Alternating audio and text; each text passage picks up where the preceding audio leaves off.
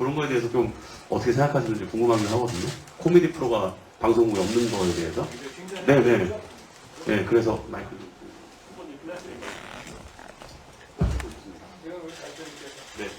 네, 아무래도 제가 이 부분 관련해서는 또 KBS 같은 공영방송에서는 최근에 생각하시는 것들이 있으면 간단하게 말씀해 주시면 감사하겠습니다.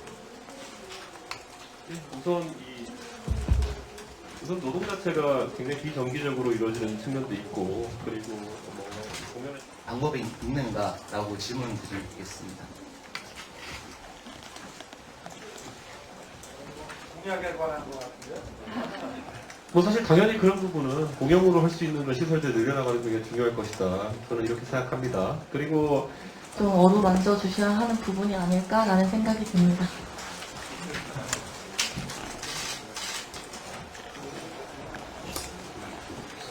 사람이 하고 싶은 일을 하지 못했을 때 느끼는 좌절감이라는 걸 상상을 못합니다.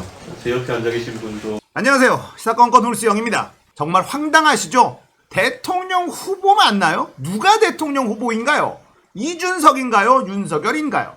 중간에서 마이크 셔틀을 하는 모습을 보니 정말 애잔합니다. 저는 이런 생각을 했었거든요. 이준석이 윤석열을 이용해서 자기 정치를 할 것이다. 이런 생각을 했었는데 지금 보니까 그게 아닌 거예요. 윤석열이 이준석의 정치를 밀어주고 있다. 본인이 직접 마이크 셔틀을 하고 있잖아요. 이준석이 말하는 걸 뺏어오는 게 아니라 기회를 그냥 주는 거예요. 왜 그럴까? 모르니까, 너무 모르니까, 무식하니까, 이준석이 돋보이는 걸 알지만 이 상황을 모면해야 되니까 말 잘못해서 무식이 뽀록 나는 것보다 그게 더 낫다라고 판단이 되니까 대통령 할 수 있는 사람이 아닙니다. 지금 이준석만 너무 신났죠? 누가 대통령 후보인지 도저히 알 수가 없습니다. 이준석도 당황했을 것 같아요. 옆에서 살짝 도와주려고 갔는데 마이크를 계속 건네주면서 네가 대답해라 이러고 앉아있으니 본인도 이게 뭔가 이상하다 싶었을 겁니다. 이렇게 되면 윤석열을 위한 선거운동이 아닌 이준석을 위한 선거운동이 된다. 이걸 이준석은 눈치를 채고 있을 거예요. 너무 이렇게 흘러가는 건 이준석 본인에게도 좋지 않다라는 걸 이준석은 알고 있을 겁니다. 윤석열만 몰라. 와, 진짜 답답합니다. 자, 이런 식으로 흘러가면 이제 윤핵관들이 움직이기 시작할 거예요. 아니, 이준석은 윤석열의 선거운동을 하는 것이냐, 본인의 선거운동을 하는 것이냐, 본인만 돋보이려고 하는 게 어떻게 당대표일 수 있느냐, 이런 생각을 할 겁니다. 자, 윤핵관들이 부글부글거리고 있지만 지금 당장은 수면 위로 못 올라오고 있는 그런 상황이거든요. 그런데 이제 윤핵관들이 움직일 만한 아주 좋은 먹잇감이 나타났으니 그게 뭐냐? 바로 지지율 골든 크로스. 제가 계속 주장하고 여러분들에게 말씀드리고 있는 지금 현재 가장 정확한 여론조사 NBS 여론조사 결과가 나왔는데 여기에서 이재명 38%, 윤석열 36% 골든 크로스가 만들어졌습니다. 자, 이러면 윤핵관들이 움직일 명분이 생긴 거예요. 조만간 국민의힘 내부에서 엄청난 일들이 벌어지기 시작할 겁니다. 볼썽사나운 일이 벌어지기 시작할 겁니다. 원래 선거 캠프에서 지지율 하락만큼 안 좋은 건 없거든요. 지지율이 마구 떨어지면 그 선거 캠프는 초토화가 됩니다. 별의별 목소리가 다 나오게 돼요. 자, 이번에 윤석열이 김종인과 이준석 둘 다 받아들였거든요. 자, 이러면서 뭔가 정리하는 듯 했지만 윤핵관, 이 사람들을 정리하지는 않았어요. 그 사람들은 여전히 그 자리에 있다는 뜻입니다. 언제든지 갈등이 다시 시작될 수 있는 씨앗은 그대로 내버려둔 상태에서의 정리였다는 것. 이 상태에서 지지율이 계속 떨어지게 된다면 윤핵관들은 다시 움직일 수 있는 명분을 얻게 되는 겁니다. 윤핵관들이 이대로 물러설 리가 없어요. 이렇게 선거를 치르게 된다면 선거에서 이겨도 주인공은 이준석이 될 수밖에 없고, 그러면 윤핵관들의 자리는 이 당에서 사라지게 되거든요. 윤핵관들은 이준석과 김종인, 지금 현재의 당권파들을 쳐내야만 본인들이 살아남을 수가 있습니다. 이제 스물스물 올라오기 시작할 겁니다.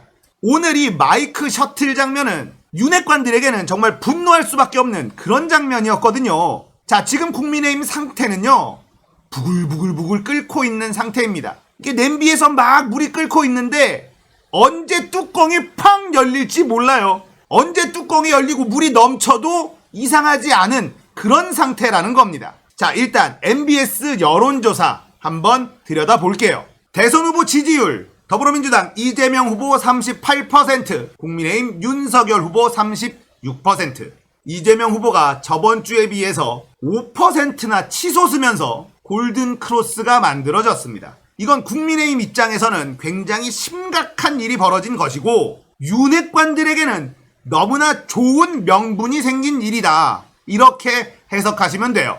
자, 제가 NBS의 여론조사가 가장 정확하다라고 말씀드리는 이유를 다시 한번 설명드리겠습니다. 일단 전화 면접 조사이고요. 휴대전화 가상번호 100%를 이용한다는 겁니다. 집전화가 들어가면 일단 왜곡이 됩니다. 휴대전화 100%가 가장 정확하고 ARS보다는 전화 면접 조사가 조금 더 여론에 가깝습니다. ARS는 정치 고관여층이 참여한다. 이런 이야기 많이 들어보셨죠? 이게 지방선거 같은 경우엔 의미가 있어요. 그런데 대통령 선거는요, 정치 고관여층이 아닌 저관여층들도 투표장에 나옵니다. 그래서 전화 면접 조사가 더 정확한 여론을 반영한다고 보시면 됩니다. 자, 휴대전화로 여론조사를 하는 곳에서도 이 통신 3사가 제공하는 가상번호로 하느냐 RDD 방식이냐에 따라서 신뢰도는 또 차이가 나는데, 이 통신 3사가 제공하는 가상번호 이걸로 하는 게 더 정확도가 높아집니다.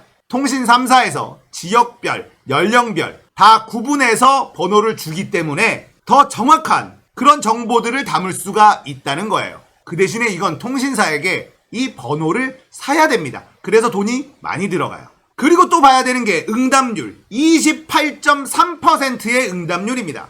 ARS 여론조사는요, 적은 곳은 3%대, 많은 곳이 7%대의 응답률이 나옵니다. 그에 반해 이 NBS의 여론조사는 언제나 30% 근처를 기록하고 있어요. 응답률이 이 정도가 나와야 조금 더 진짜 여론에 가깝다라고 보시면 돼요. 자, NBS 여론조사가 어떤 방식으로 하는지 알고 계시면 확실히 더 신뢰할 수 있다, 이런 걸 이해하실 수가 있습니다. 자, 이렇게 신뢰도가 높은 MBS 여론조사에서 골든 크로스가 이루어졌습니다. 이건 국민의힘 측에서도 알고 있어요. 본인들이 유리하게 나오는 여론조사, 이런 것들과 NBS의 여론조사, 그 가치가 어떤지 국민의힘 전문가들은 알고 있다는 거예요. 자, 그렇다면 이 골든 크로스가 국민의힘에 어떤 변화를 일으킬 것이냐, 이게 재밌는 관전 포인트가 될 겁니다. 자, 지금부터 이후에 나오는 여론조사들, 이재명이 앞서는 여론조사들이 계속 나오기 시작할 겁니다. 윤석열이 역전을 당한 것이죠. 그리고 이준석은 윤석열을 이용해서 자기 정치를 하고 있다라는 비난을 피하기 어려울 거예요. 이준석은 윤석열과 함께 본인이 원하는 선거운동을 하고 있는데 지지율이 계속 떨어진다? 그런데 아까처럼 윤석열이 주인공이 아니라 본인이 주인공인 것 같은 일들이 계속해서 반복이 된다? 윤핵관들이 움직일 수 있는 명분이 생기는 겁니다. 내분이 일어나는 거예요. 지지율이 떨어지면 떨어질수록 볼썽사나운 일들이 벌어지기 시작할 겁니다. 국민의힘 최악의 상황은 김종인 나 안 한다, 여기까지 가면 그냥 터져버리는 겁니다. 근데 김종인 영감은 그럴 수 있는 사람이거든요. 박근혜 때도 그랬잖아요. 중간에 그냥 나 안 해 해버린 사람이기 때문에 그게 언제든지 일어날 수 있다. 국민의힘 상황 지켜보는 재미가 쏠쏠할 것 같습니다. 자, 오늘은 마이크 셔틀하는 윤석열, 그리고 골든 크로스의 의미 이야기였습니다. 공감되셨다면 구독, 좋아요, 알림 설정 부탁드릴게요. 감사합니다. 끝!